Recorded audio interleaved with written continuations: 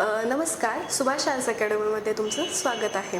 आज आपण महाराष्ट्राचा अर्थसंकल्प 2025-26 या संदर्भात ग्रुप बी आणि ग्रुप सी या परीक्षांसाठी पूर्व परीक्षांसाठी उपयुक्त असलेले काही महत्त्वाचे मुद्दे बघणार आहे। आपण ऑलरेडी केंद्रीय अर्थसंकल्प च्या संदर्भात असा व्हिडिओ केलेला आहे, तो तुम्ही यूट्यूब चॅनलवर जाऊन बघू शकता। ठीक आहे, आता आपण महाराष्ट्राचा अर्थसंकल्प बघूया। त्यातल्या काही डिटेल्स असतील किंवा काय असतील ते आपल्याला इकॉनॉमिक्स किंवा जिओग्राफी किंवा आपल्या करंटच्या अनुषंगाने येणाऱ्या पूर्व परीक्षांमध्ये विचारू शकतात। तर बघूया आपण।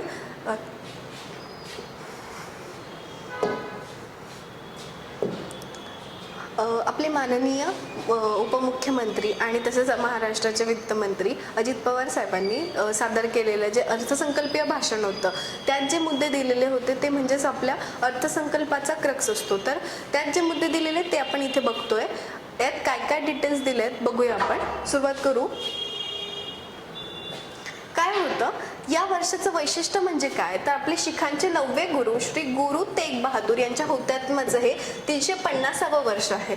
तसंच महाराणी ताराबाई यांचं त्रिशतकोत्सव सुवर्ण महोत्सवी जयंती वर्ष, तसंच पुण्यश्लोक अहिल्यादेवी होळकरांचं सुद्धा त्रिशताब्दी जन्मवर्ष आहे। आणि तसंच आपल्या संविधानाला सुद्धा यावर्षी 75 वर्ष पूर्ण झाले। अशा या विशेष असणाऱ्या वर्षात ते अर्थसंकल्प सादर करताना म्हणताय, कधी सादर केला होता, आमलकी एकादशीच्या पवित्र दिवशी त्यांनी त्यांचा 11वा अर्थसंकल्प सादर केला होता। ठीक आहे, पुढे काय होती थीम, काय होती, विकसित भारत विकसित महाराष्ट्र। आपल्याला माहिती आहे 47 पर्यंत आपण भारत विकसित करण्याचं उद्दिष्ट ठेवलंय केंद्राने, मग त्या अनुषंगाने राज्याने देखील अर्थसंकल्प सादर केला। टॅगलाईन काय होती, महाराष्ट्र आता थांबणार नाही। कधी सांगितलं होतं हे, आपलं सरकार जेव्हा नवीन सरकार आपल्या विधानसभेच्या निवडणुकानुसार स्थापन झालं, तर त्यावेळी महाराष्ट्र आता थांबणार नाही असं आपल्या माननीय मुख्यमंत्र्यांनी म्हटलं होतं।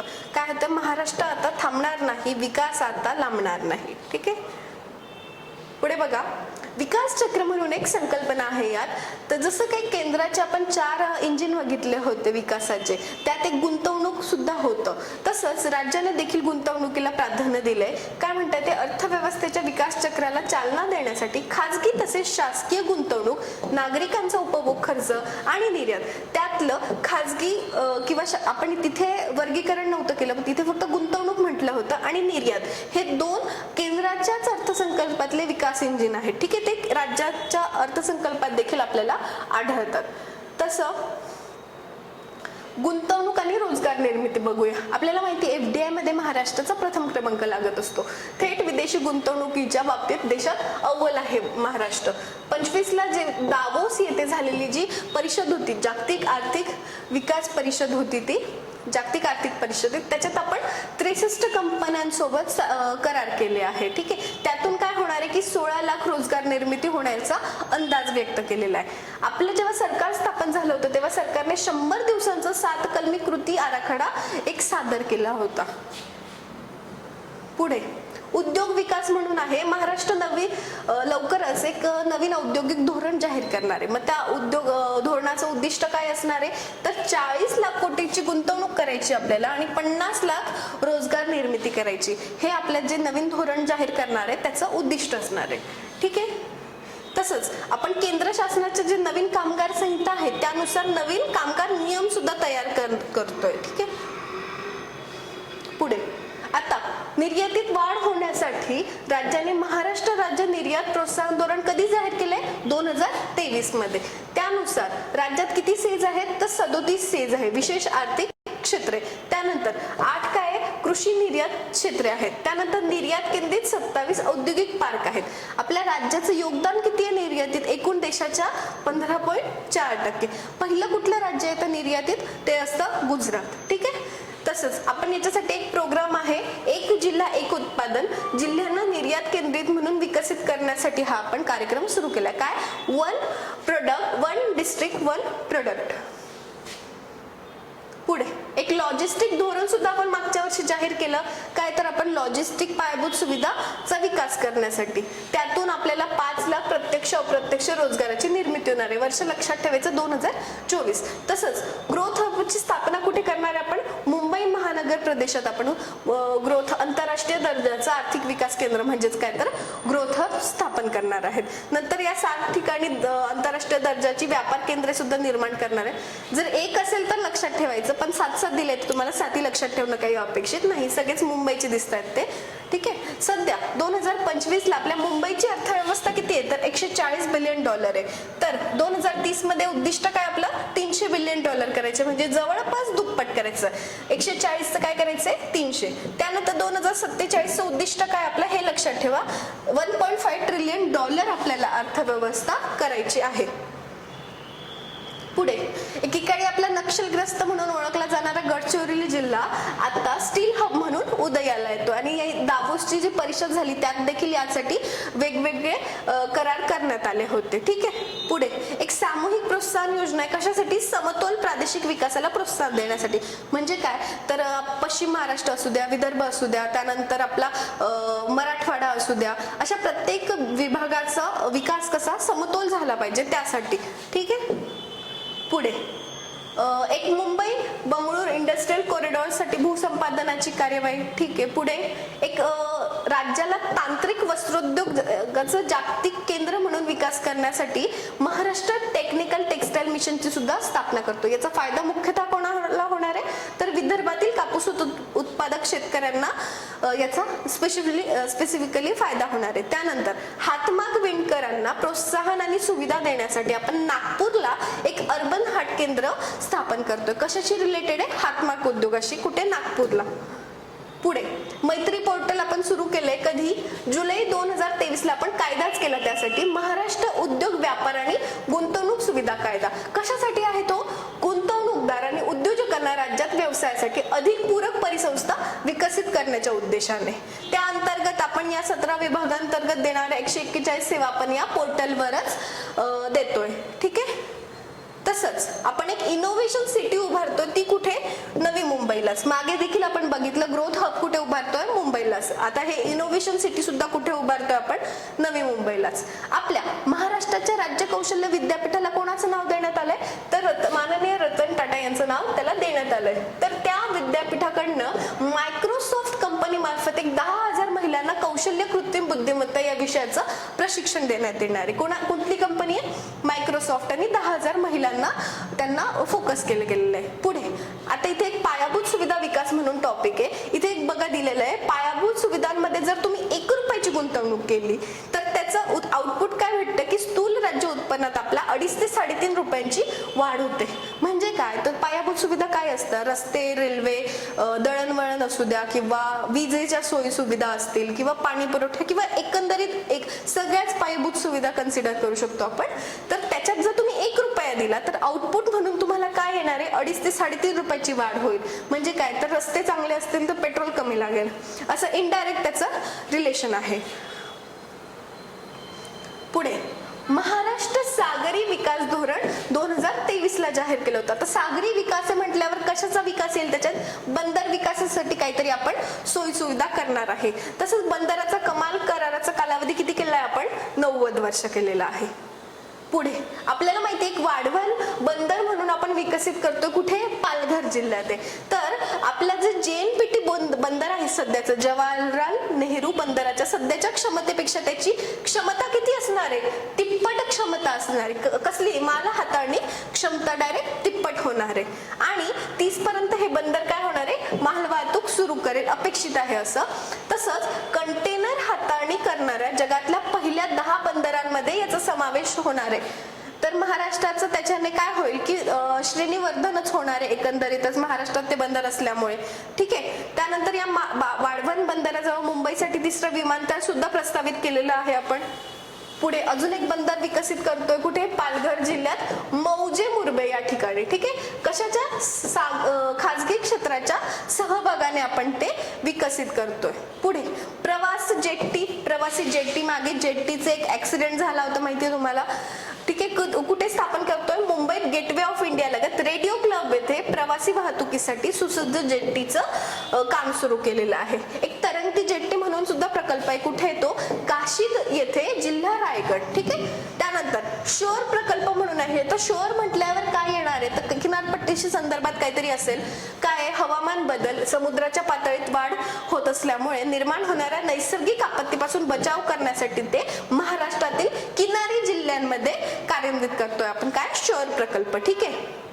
आता महाराष्ट्र शाश्वत पर्यावरण पूरक किनारी संरक्षण व्यवस्थापन या प्रकल्पांतर्गत कुठे काम करणार आहे, सिंधुदुर्ग जिल्ह्यात देवबाग. आता किनारी म्हटल्यावर ते कोकणातले जिल्हे अपेक्षित आहे. ठीक आहे. पुढे आपल्याला माहिती, केंद्राने एक योजना सुरू केली होती की राज्यांना भांडवली गुंतवणुकीसाठी विशेष सहाय्य योजना. कधी, 2020-21 मध्ये. या अंतर्गत ते भांडवली खर्चासाठी 50 वर्षे मुदतीचं बिनव्याजी कर्ज देतात.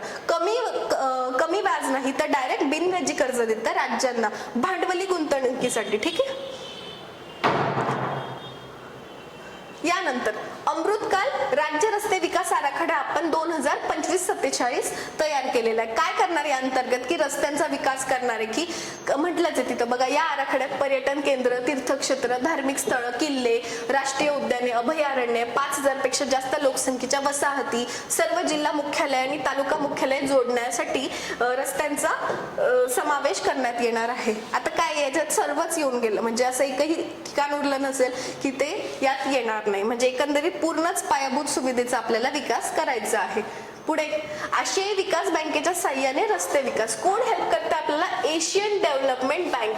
त्याच्यानुसार रस्ते विकास प्रकल्पाचा टप्पा 1 पूर्ण झालाय. त्यानंतर सुधारित हायब्रिड अॅन्युटी योजनेअंतर्गत आपण 6000 किलोमीटर लांबीच्या रस्त्यांचं सिमेंट कॉन्क्रिटीकरणाचं काम सुरू केलंय. फक्त एक लक्षात ठेवायचं, वाचलेलं असू द्यायचं, एवढं काही इम्पॉर्टंट नाही हे. त्यानंतर प्रधानमंत्री ग्राम सडक योजनेमध्ये 15000 किलोमीटर लांबीच्या रस्त्याचं उद्दिष्ट आहे 25-26 साठी. त्यानंतर आपल्याला माहिती, समृद्धी महामार्गाचं 90% काम पूर्ण झालंय आणि आताच नुकताच इगतपुरी ते आमने हा 76 किलोमीटर लांबीचा टप्पा सुरू होईल वाहतुकीसाठी. आणि याचा प्रामुख्याने लाभ विदर्भ आणि मराठवाड्यातील शेतकऱ्यांना होणार आहे, कारण आपण या महामार्गालगत ॲग्रो लॉजिस्टिक हब विकसित करणार आहे, सह्याद्री महामार्गालगत. ठीक आहे. त्यानंतर महाराष्ट्र शक्तीपीठ महामार्ग आहे आपल्याकडे वर्धा जिल्ह्यातील पवनार ते सिंधुदुर्ग जिल्ह्यातील पात्रादेवी ते 760 किलोमीटर लांबीचा. याच्यावर सुद्धा कॉन्फ्लिक्ट सुरू आहे कोल्हापूर जिल्ह्यामध्ये. याबद्दल थोडंसं आंदोलन सुरू होते. ठीक आहे. पुढे, मिसिंग लिंक प्रकल्प कुठे आहे तो, मुंबई पुणे द्रुतगती मार्गावर खोपोली ते खंडाळा घाट लांबीचं मिसिंग लिंक प्रकल्पाचं काम सुरू आहे. कुठल्या घाटादरम्यान आणि कुठे सुरू आहे, ऍटलीस्ट तेवढं लक्षात ठेवायचं. पुढे, मुंबई उपनगर परिसरातील वाहतूक गतिमान व्हावी यासाठी वर्सोवा ते मडखाडीपूर, त्यानंतर वर्सोवा ते भाईदार किनारी मार्ग, मुलुंड ते गोरेगाव, ठाणे ते बोरिवली काय करणार आहे आपण, प्रकल्प पूल आणि भुयारी मार्ग, म्हणजे पुलाद्वारे किंवा भुयारी मार्गाद्वारे आपण वाहतुकीची कोंडी जरा कमी करण्याचा प्रयत्न करतोय. त्यानंतर एक आंतरराष्ट्रीय विमानतळ ठाणे ते नवी मुंबईचं आंतरराष्ट्रीय विमानतळ असा उन्नत मार्ग सुद्धा आहे. वेगवेगळे रस्ते प्रस्तावित आहे ते या अर्थसंकल्पात दिलेले आहे. ठीक आहे. एक स्वातंत्र्यवीर सावरकर वांद्रे वर्सोवा सागरी सेतू सुद्धा उद्घाटन झालंय नुकतंच.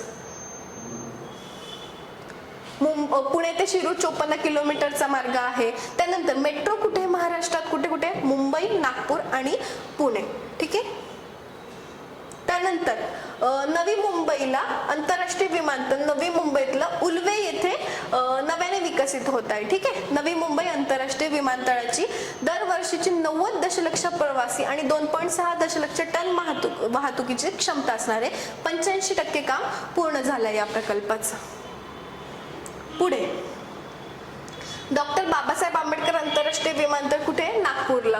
याचं खाजगी सहभागातून श्रेणीवर्धन आणि आधुनिकीकरण करण्यात येते. कुठलं, नागपूरचं विमानतळ. काय नाव आहे त्याचं, डॉक्टर बाबासाहेब आंबेडकर आंतरराष्ट्रीय विमानतळ. ठीक आहे. अजून एक विमानतळ आहे 2021 मध्ये आपल्याला माहिती, शिर्डी विमानतळ आपल्या महाराष्ट्रातलं एक प्रमुख आंतरराष्ट्रीय बरं का, ते राष्ट्रीय नाही तर आंतरराष्ट्रीय विमानतळ आहे. त्याला दर्जा दिला होता कधी, 2021 ला. तिथे नाईट लँडिंगची सुविधा आपण लवकरच सुरू करतो. ठीक आहे. इतर मग विमानतळाचं काम होतंय अमरावतीला, बेलोरा येथे. पुढे आपण 6000 डिझेल बसचं रूपांतर CNG आणि LNG बसमध्ये करतोय. नुकतेच आता बऱ्याच नवीन बस आल्या आपल्याला माहिती, शिवाई आहे, शिवनेरी आहे, इलेक्ट्रिक बसेस आहे या. तसंच नवीन लाल परी सुद्धा आता सध्या आपल्याकडे आहे. तर 6000 डिझेल बसचं रूपांतर आपण कशात करतोय, CNG आणि LNG बसमध्ये. तर कृषी आणि संलग्न क्षेत्रे संदर्भात काय दिलं होतं, तर त्यांनी म्हटलंय काळी माती ज्याची शान, तिच्यात राबे विसरूनी भान, पोशिंदा हा आहे आपला कृतज्ञतेचे ठेवू जाण, देऊ योजना अशा तया की राहील त्याचे हिरवे रान. म्हणजे काय, तर एकंदरीत आपल्या शेतकऱ्याचं उत्पादन वाढवायचं आहे, हाच त्याचा उद्देश आहे. कुठली योजना आहे, नानाजी देशमुख कृषी संजीवनी प्रकल्प आहे. दुसरा टप्पा सुरू केला 21 जिल्ह्यांमध्ये. त्यानंतर आपण कृषी क्षेत्रामध्ये, आता AI सगळीकडे येतंय, तर कृषी क्षेत्र का मागे राहील, कृषी क्षेत्रात सुद्धा आपण कृत्रिम बुद्धिमत्ता आणि आधुनिक तंत्रज्ञानाचा वापरण्यासाठी धोरण आखतो. कृषी क्षेत्रात कृत्रिम बुद्धिमत्ता, उद्या जाऊन पुढे तुम्हाला असं काही विचारलं तर नाही म्हणायचं नाही. नंतर राज्यातले अपूर्ण सिंचन प्रकल्पाचे काम महाराष्ट्र सिंचन सुधारणा कार्यक्रमांतर्गत पूर्ण केले जातात. पुढे एक गाळमुक्त धरण आणि गाळयुक्त शिवार ही योजना राज्यात कायमस्वरूपी राबवण्यात येणार. काय असतं गाळमुक्त धरण म्हणजे काय, तर धरण खूप वर्ष झाले तर जो गाळ वाहून आणते नदी, तर तो धरणाच्या तिकडे जमा होत असतो, पण तो धरणासाठी उपयुक्त नाही. तोच गाळ जर आपण शेतात पसरला तर आपल्या जमिनीची सुपीकताच वाढणार आहे. त्यामुळे तो धरणातला गाळ काढून म्हणजे गाळमुक्त धरण करायचं आणि गाळयुक्त शिवार करायचं, म्हणजे आपल्या शेतात तो गाळ पसरायचा. तर अशी योजना राज्यात कायमस्वरूपी आपण राबवणार आहे. ठीक आहे. आता वेगवेगळे नदी जोड प्रकल्प सुद्धा आले. त्याच्यातला काय, वैनगंगा आणि नळगंगा नदी जोड प्रकल्प. या प्रकल्पाचा नागपूर, वर्धा, अमरावती, यवतमाळ, अकोला आणि बुलढाणा या 6 जिल्ह्यांना लाभ होणार आहे. म्हणजे काय, तर पूर्व महाराष्ट्राकडेच या 2 नद्या आहेत, त्यामुळे तिकडच्या जिल्ह्यांना याचा लाभ होईल. पुढे नार, पार आणि गिरणा नदी जोड प्रकल्पाचा लाभ कोणाला होईल, नाशिक आणि जळगाव जिल्ह्याला. त्यानंतर दमणगंगा, एकदरे, गोदावरी हा नदी जोड प्रकल्पामुळे जायकवाडी धरणाच्या लाभ क्षेत्रात त्याचा पुनर्स्थापित होईल आणि नाशिक जिल्ह्यात याला फायदा होईल. पुढे एक तापी पुनर्भरण प्रकल्प आहे. तर उत्तर महाराष्ट्र आणि पश्चिम विदर्भातील खारपाण पट्ट्यात शेतकऱ्यांना फायदा होईल याचा. ठीक आहे, तापी पुनर्भरण प्रकल्प. तसंच कोकणातल्या उल्हास आणि वैतरणा या नद्यांचं पाणी आपण गोदावरी खोऱ्यात वळवण्याचा प्रयत्न करतोय. तर त्यामुळे काय होईल की मराठवाड्यातील क्षेत्रात सिंचनासाठी पाणी उपलब्ध होईल. तसंच सांगली जिल्ह्यात म्हैसाळ उपसा सिंचन योजनेसाठी सौर ऊर्जा प्रकल्पाला मान्यता दिली गेली. त्यानंतर आपल्याला माहिती, मुख्यमंत्री बळीराजा मोफत वीज योजनेअंतर्गत आपण 7.5 अश्वशक्ती पर्यंत 45 लक्ष कृषी पंपांना मोफत वीज पुरवतो. पुढे ग्रामपंचायत स्तरावर स्वयंचलित हवामान केंद्र उभारण्यात येणार आहे. कुठल्या स्तरावर आहे ते लक्षात ठेवायचं, ते आहे ग्रामपंचायत स्तरावर स्वयंचलित हवामान केंद्र. मग त्याचा फायदा काय होणार आहे, डायरेक्टली शेतकऱ्यांना होईल. त्यानंतर बांबू लागवडीसाठी प्रोत्साहन देणार आहे. त्यानंतर माहिती आपल्याला 2025 हे वर्ष UN ने आंतरराष्ट्रीय सहकार वर्ष म्हणून घोषित केले. मग त्या अनुषंगाने आपण राज्यात वेगवेगळे उपक्रम राबवतोय. पुढे लहान सीमांत शेतकऱ्यांना, कृषी नवउद्योजकांना केंद्रस्थानी ठेवून कुठली योजना सुरू केली, माननीय बाळासाहेब ठाकरे कृषी व्यवसाय व ग्रामीण परिवर्तन स्मार्ट प्रकल्प. ठीक आहे. त्यानंतर नवीन तंत्रज्ञानाचा वापर करून राज्य शाश्वत आणि उच्च मूल्य असलेल्या कृषी व्यवसायाचं केंद्र व्हावं, यासाठी Maharashtra agri business network magnet हा बाह्य साहित्य प्रकल्प, म्हणजे कोणीतरी जागतिक बँक असो, वर्ल्ड बँक म्हणजेच, किंवा एशियन डेव्हलपमेंट बँक, असं कुठलं तरी हेल्प करतील. ठीक आहे. त्यानंतर देशी गायींचं संगोपन आणि संवर्धन करण्यासाठी आपण देवला पार, जिल्हा नागपूर इथे गौ विज्ञान अनुसंधान केंद्र स्थापन करतोय. ठीक आहे. नागपूर जिल्ह्यात देवलापार येथे. ठीक आहे. आता बाजारपेठ सुविधा, तर नवी मुंबईत आपण काय, तर महामुंबई आंतरराष्ट्रीय बाजार स्थापन करतोय. तसंच मुंबईत मरोळमध्ये आंतरराष्ट्रीय मत्स्य बाजार. आंतरराष्ट्रीय बाजार कसं जरा कॉमन येतंय, पण स्पेसिफिक काय, तर आंतरराष्ट्रीय मत्स्य बाजार कुठे, मुंबईत मरोळला. त्यानंतर आरमोरी जिल्हा गडचिरोलीमध्ये रेशीम कोष खरेदी विक्री बाजारपेठ स्थापन केलं. आरमोरीमध्ये जिल्हा कुठला, गडचिरोली, तिथे काय, रेशीम कोष खरेदी विक्री केंद्र. त्यानंतर ज्या तालुक्यांमध्ये बाजार समिती अस्तित्वात नाही तिथे आपण एक तालुका एक बाजार समितीची योजना आखली. ठीक आहे.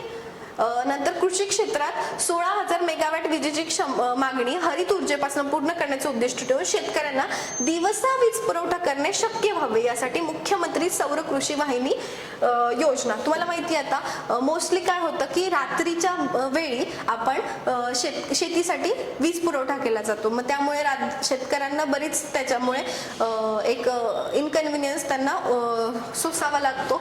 पण त्यासाठी आपण शेतकऱ्यांना दिवसा विश्वासार्ह वीज पुरवठा करण्याच्या उद्देशाने नवीन योजना सुरू करतोय. तसंच सौर कृषी पंपाची स्थापना वगैरे. त्यानंतर बी बियाणे, यंत्रसामग्री, खतं, शेतमालाच्या वाहतुकीसाठी महत्वाचे असलेलं शेत आणि पाणंद रस्त्याच्या बांधणीसाठी आपण कुठली योजना?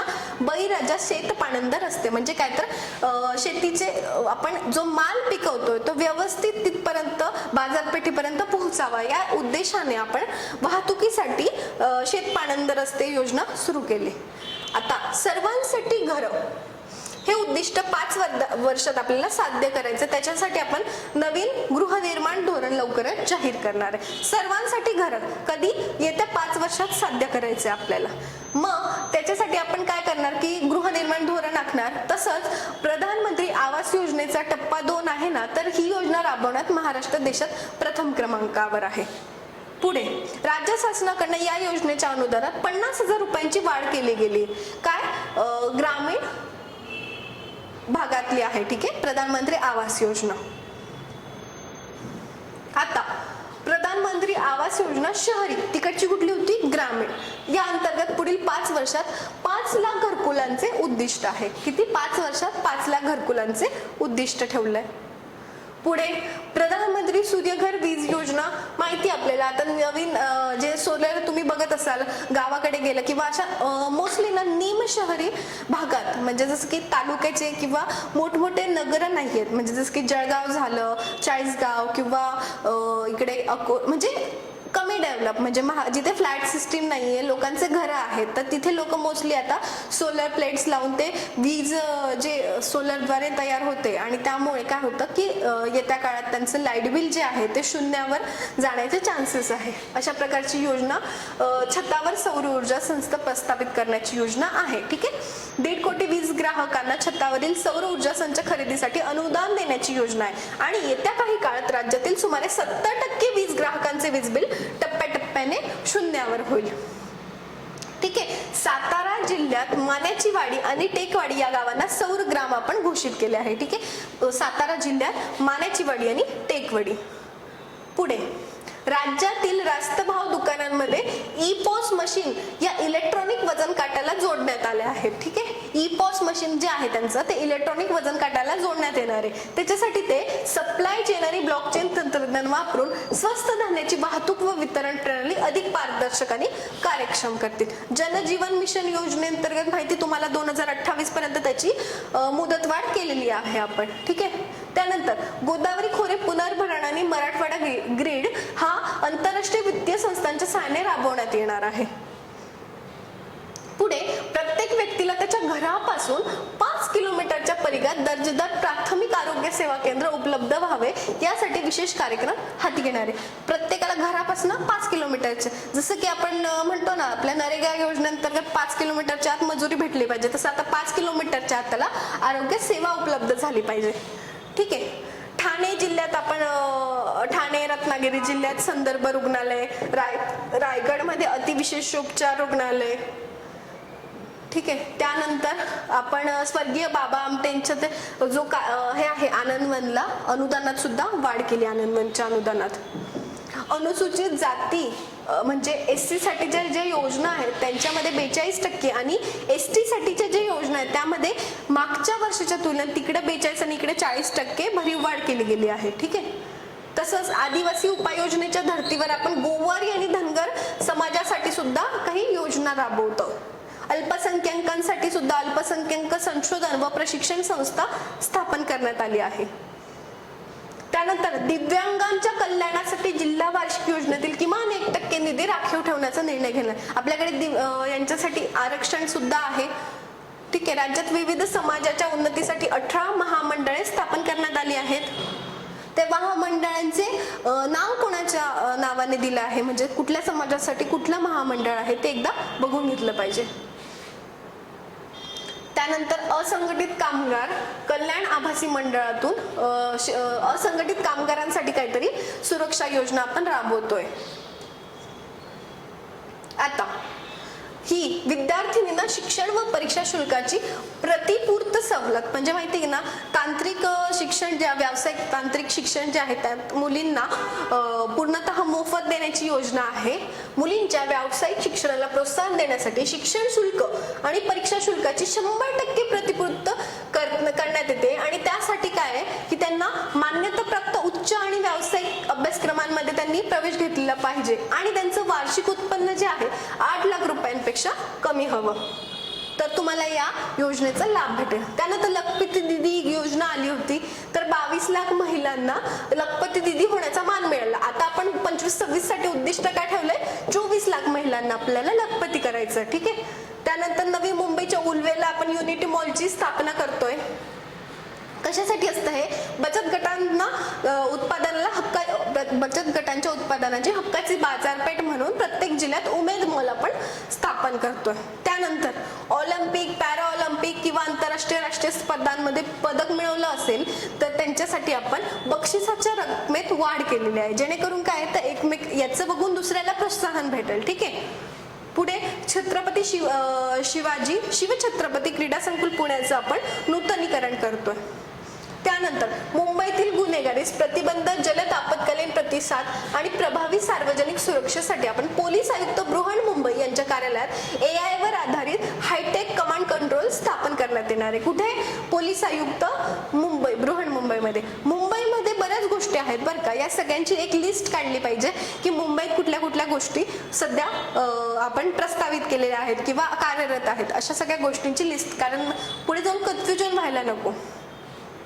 त्यानंतर गुन्ह्यातील पुरावा शास्त्रोक्त पद्धतीने गोळा करून विश्लेषणाद्वारे दोषसिद्धीचं प्रमाण वाढवण्यास मदत व्हावी याच्यासाठी 21 पथदर्शी फिरती न्यायवैद्यक वाहने आपण सुरू करतोय. ठीक आहे.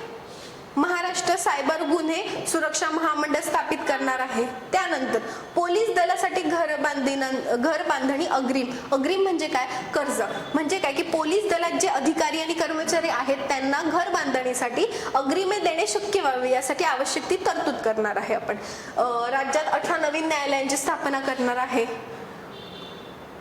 त्यानंतर पर्यटन क्षेत्रात खाजगी गुंतवणुकीसाठी आणि उत्साहवर्धक आणि अनुकूल वातावरण निर्माण करण्यासाठी पर्यटन धोरण 2024 जाहीर केलं आहे. काय होतं उद्दिष्ट, येत्या 10 वर्षात पर्यटन क्षेत्रात 1 लाख कोटी रुपयांची गुंतवणूक आकर्षित करण्याचं उद्दिष्ट ठेवण्यात आलंय. त्यात 2024चं धोरण आहे. ठीक आहे. त्यानंतर आपण वेगवेगळे स्मारक सुद्धा म्हणजे बांधण्याचं प्रस्तावित केलं या अर्थसंकल्पात. बघूया कुठे कुठे काय, तर आग्र्याला आपण शिवस्मारक बांधणार आहे.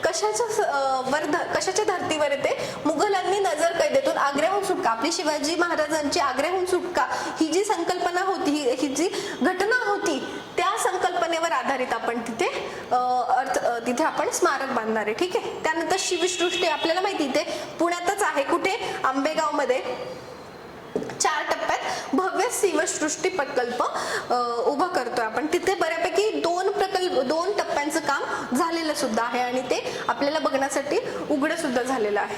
त्यानंतर आपल्याला शाहू महाराजांचं सुद्धा स्मारक उभारणार आहे आपण. कुठे, कोकणातील संगमेश्वरला. कुठे येतं हे संगमेश्वर, रत्नागिरी जिल्ह्यात येतं. ठीक आहे. तिथे आपण त्यांचं स्मारक उभारणार आहे. तसंच मौजे तुळापूर कुठे, पुण्यात, आणि समाधीस्थळ कुठे त्यांचं, मौजे वढू बुद्रुक, इथे सुद्धा त्यांच्या स्मारकाचं काम सुरू आहे. त्यानंतर या वर्षापासून आपण दरवर्षी एका गीताला छत्रपती संभाजी महाराज राज्य प्रेरणा गीत पुरस्कार प्रदान करणार आहे. त्या अनुषंगाने आपण पहिला हा पुरस्कार कोणाला दिलाय, तर अनादि मी अनंत मी या गाण्याला स्वातंत्र्यवीर विनायक दामोदर सावरकर यांनी रचलेलं गीत होतं ते. ठीक आहे. त्या गाण्याला हा पुरस्कार प्रदान केला गेलाय. त्यानंतर स्वराज्यासाठी बलिदान देणाऱ्या लाखो मराठ्यांच्या शौर्याचं प्रतीक म्हणून आपण हरियाणातील पानिपत येथे स्मारक उभारतोय. ठीक आहे. पुढे चैत्यभूमी दादर मुंबईला इंदुबिलच्या जागेवर कोणाचं स्मारक आहे, तर बाबासाहेब आंबेडकरांचं स्मारक आहे. त्यानंतर भारताचे दिवंगत पंतप्रधान भारतरत्न अटल बिहारी वाजपेयी यांचं स्मारक कुठे, तर हे देखील मुंबईला आहे.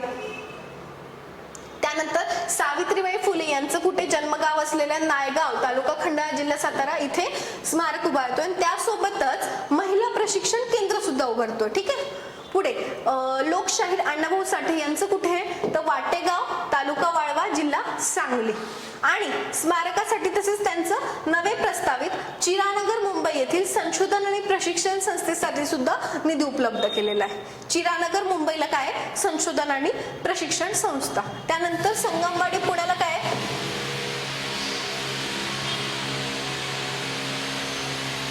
वस्तात लहुजी साळवे यांचं स्मारकाचं काम आहे. त्यानंतर आपल्याला माहिती 27 ला नाशिकला कुंभमेळा होणार आहे. त्यासाठी आपण एक नमामि गोदावरी कार्यक्रमाचा आराखडा अभियान राबवतोय. नमामि गोदावरी नमामि गंगेसारखं. तसंच त्यासाठी विशेष प्राधिकरण सुद्धा स्थापन करणार आहे. टेम्पररी स्वरूपात असेल हे. नाशिकच्या रामकाल पथ विकास प्रकल्पांतर्गत रामकुंड काळाराम मंदिर आणि गोदावरी परिसराचा विकास करण्यात येणार आहे. त्यानंतर दुर्गम ते सुगम या कार्यक्रमाद्वारे डोंगराळ भागातील प्राचीन मंदिर धार्मिक स्थळे गडकिल्ले इतर निसर्गरम्य 45 ठिकाणी आपण रोपवे द्वारे जोडण्यात येणार आहे दुर्गम ते सुगम कार्यक्रमांतर्गत. ठीक आहे. यानंतर राज्यातील प्राचीन मंदिरांचं जतन संवर्धन परिसर विकासासाठी आपण आवश्यक निधी उपलब्ध करून देणार आहे वगैरे वगैरे. ठीक आहे. एक प्रभू रामाच्या पदस्पर्शाने पावन झालेल्या रामटेक येथील श्रीराम मंदिराच्या नूतनीकरणाचं काम सुरू आहे. ठीक आहे. सिंधुदुर्गला काय करणार आहे एक सागरी संग्रहालय कृत्रिम प्रवाळ पाणबुडी पर्यटन सुरू करणार आहे. कुठे सिंधुदुर्ग. असे कार्यक्रम जे पाण्याशी रिलेटेड आहे किंवा किनारपट्टीशी रिलेटेड आहे ते सगळे कोकणात सुरू होतील. त्यानंतर कोयना नगर तालुका पाटण जिल्हा साताराला स्काय वॉकची उभारणी नेहरू उद्यानाचं सुशोभीकरण मुनाळे तालुका जावळी जिल्हा साताराला जल पर्यटन प्रकल्पाचा पहिला टप्पा. त्यानंतर हेळवाकला जिल्हा साताराला कोयना जल पर्यटन प्रकल्पास मान्यता. त्यानंतर ठाणे जिल्ह्यातल्या मुरबाडला माळशेज घाटात काचेचं स्कायवॉक उभारण्यात येणार आहे. आता नुकतंच आपल्या मराठी भाषेला अभिजात भाषेचा दर्जा भेटला. त्या कधी भेटला तो 3 ऑक्टोबर 2024 रोजी अभिजात भाषेचा दर्जा भेटला. म्हणून 3 ऑक्टोबर हा दिवस आपण अभिजात मराठी भाषा सन्मान दिन आणि 3 ते 9 ऑक्टोबर अभिजात मराठी भाषा सप्ताह साजरा करतो. आपलं मराठी भाषा विद्यापीठ कुठे रिद्धपूर. तर तिथं आपण मराठी भाषेच्या संशोधन आणि अध्ययनासाठी उच्च दर्जाचे संशोधन केंद्र आणि अनुवाद अकादमी स्थापन करणार आहे.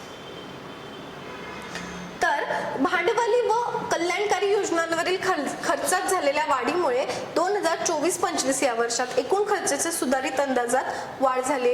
एकंदरीत दरवर्षी मागच्या वर्षापेक्षा म्हणजे आपण जनरलाइज एक स्टेटमेंट करायचं म्हटलं तर मागच्या वर्षीपेक्षा पुढच्या वर्षी अनुदानात वाढच झालेली असते.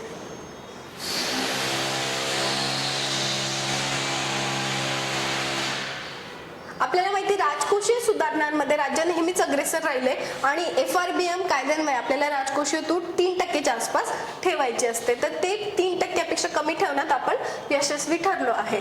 तसंच आपली राज्याची महसुली तूट सुद्धा ही 1% कमी राहिली आहे.